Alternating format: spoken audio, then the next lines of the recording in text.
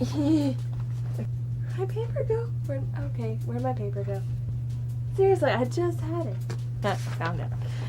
Hello, fellow bibliophiles. Oh, this is kind of weird, making 2 videos in 1 week. That's not what I do.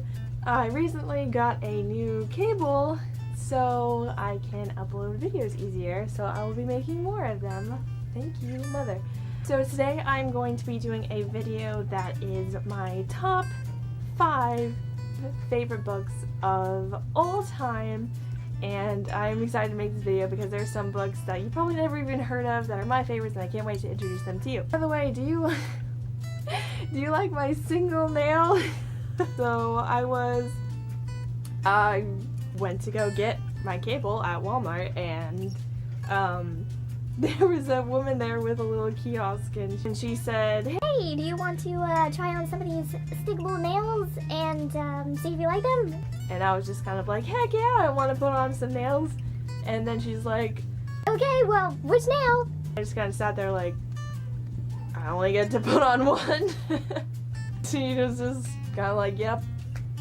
So I already committed, so I was like, I might as well. It is really pretty, isn't it? Like, and I'm not gonna, well, I mean, I could try to take it off, but she said it would be on for about 5 days, so this might really hurt. Okay, I'm not gonna do it. It's gonna hurt too much. Okay, anyway, let's just get to the books.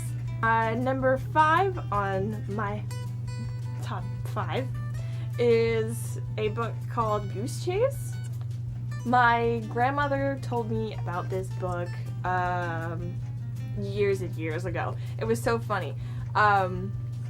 This is when I was, oh gosh, how old was I? I was probably 12, maybe 11, probably younger. I was probably 11. And me and my family, well, me, my mom, my brother, and my sister, we always made a library run every week because I love books. My grandmother called at the last second, right when we were about to leave, and my mom's like, "Oh, could you get the phone really quick?" So I just picked up. I was like, "Hey, Grandma," and she was like, "Oh, you know, what are you doing?" And I was like, "Oh, we're actually trying to leave to go to the library." And she's like, "Oh my gosh, you have to pick up this book called Goose Chase." And I was like, okay.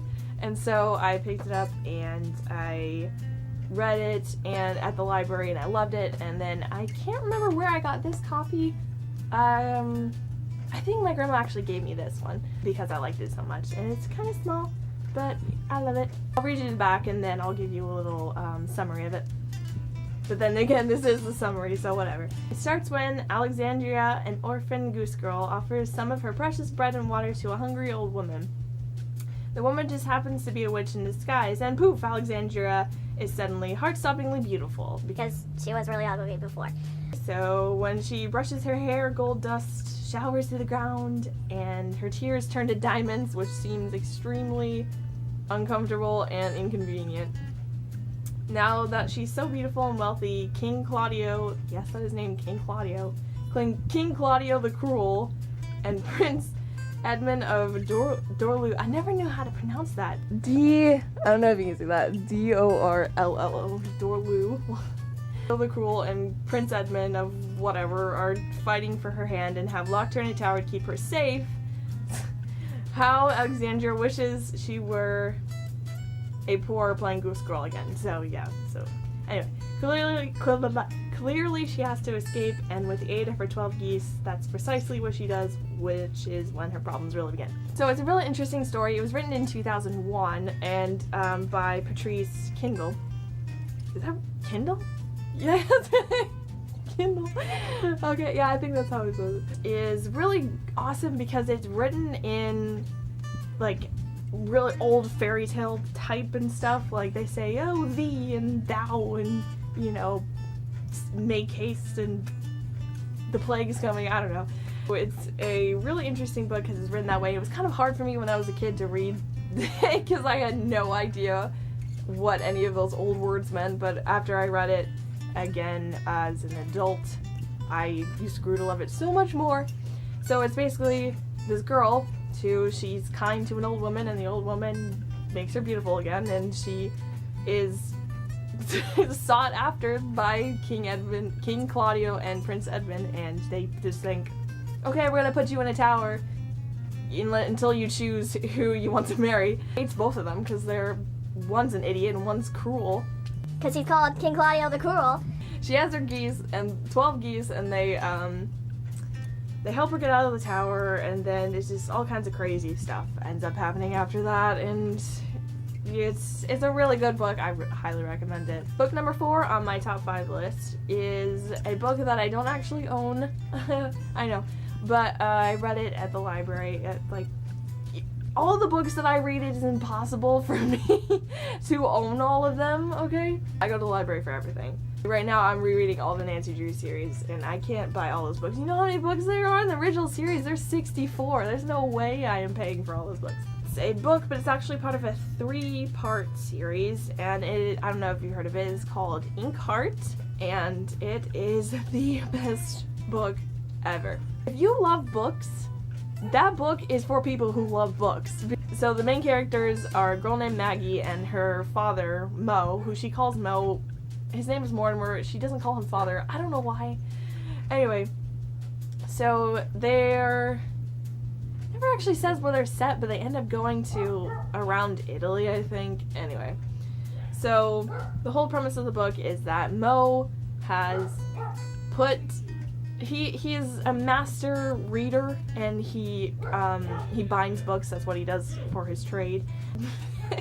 He can read books, and they will literally leap out of the pages, and creates a whole bunch of problems for him because the one book that he read, which is Inkheart, he put 3 characters came out, and his wife went in the book. 3 characters who came out was the main hero, who is Dustfinger, and the villain, who was Capricorn, and his henchman.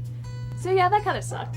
Anyway, but so the whole beginning of it is Dustfinger coming to Mo and saying, you know, bring me back in the book. That's where my family is, and I don't want to be out here anymore. I don't know this world because my world is like medieval times, and this is the modern world, and I don't understand it.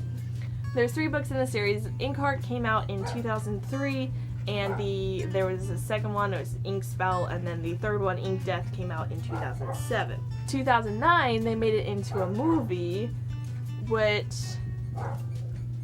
I mean, it was okay. It wasn't fantastic.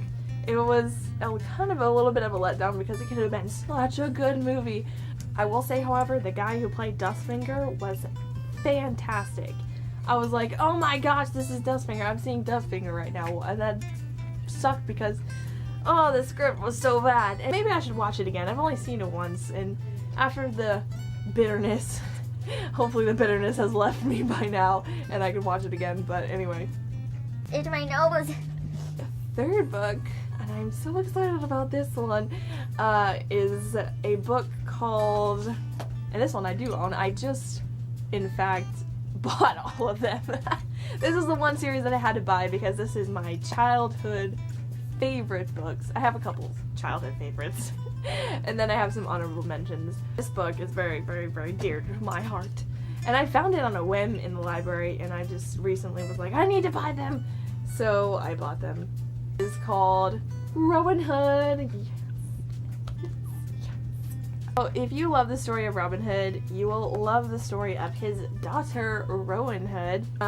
Originally, her name was Rosemary, by the way, so if there's any confusion. Rosemary has nowhere to go when her beloved mother dies. She has never met her father, the outlaw Robin Hood, and she's grown up among the woodland creatures her mother loves. So she decides to change her name to Rowan, disguise herself as a boy, and undertake a perilous journey through Sherwood Forest in search of Robin Hood. But how will she find him, and will he offer her a home? So the book is basically, it begins when her mother dies. It's not a big spoiler or anything. It literally says them on the back. So it begins when her mother dies, and then it's her kind of dealing with the grief, and then realizing, okay, I have to go meet my father, who she doesn't even know if he knows about her or anything like that, which he doesn't. So she disguises herself as a boy, and because she would have to in that time period, because if anybody knew that she was just a girl wandering around, she would have been given to some sort of lord or something to be a servant, or, you know, married to some guy she doesn't even want to be married to. I just bought all of the rest of them. There is 5 books in the entire series. She ends up meeting a couple of people, and then they have their own story, like Lioneclaw. This is one with Lionel. Lionel's a gentle giant. There's one with Eddie, or Etard. Her name is Etard, I know. She has her own, she's a princess, runaway princess. Wild Boy is with Rook. Rook is the wild boy. He's the boy who thinks he's a wolf, but still talks, and then there's his whole journey. And I'm meeting another character, but she doesn't get her own book, I don't know why. And the last book came out in 2005, again for Rowan, and it's her kind of dealing with her grief still about her mother and finding the people who killed her. Because she was murdered. Best series. Oh, I love it so much because there's so many different topics that they touch on, like, you know, finding out who you are, and just like